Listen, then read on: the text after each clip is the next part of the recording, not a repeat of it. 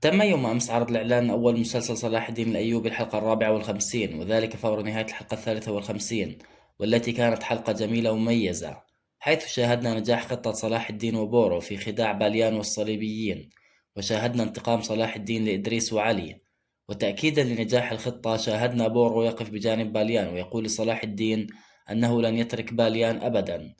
باليان الذي يريد القضاء على صلاح الدين بأي شكل، وبعد علمه بنية صلاح الدين مهاجمة إبلين، قام بعمل خطة دفاعية محكمة من خلال عمل أفخاخ حول أسوار المدينة. وشاهدنا صلاح الدين يتوعد قائلا: اعمل ما شئت يا بليان من أفخاخ فلن ينفعك شيء. فكيف سيتمكن صلاح الدين من فتح أسوار المدينة؟ أعتقد أن بورو سيكون له دور كبير في هذا الأمر، حيث شاهدنا القلق والتوتر الكبير عليه عند رؤيته لجنود المسلمين يقعون في الفخ. وبكل تأكيد لن يسمح بورو باستمرار هذا الأمر، وسيبعث بإشارة إلى أخيه صلاح الدين من أجل تجاوز هذه الأفخاخ وفتح أسوار المدينة، والمضي قدما لتحقيق هدفه الأسمى ألا وهو فتح بيت المقدس. في النهاية شكرا لكم على حسن المتابعة، رجاء الاشتراك في القناة والإعجاب بالفيديو، والسلام عليكم ورحمة الله وبركاته.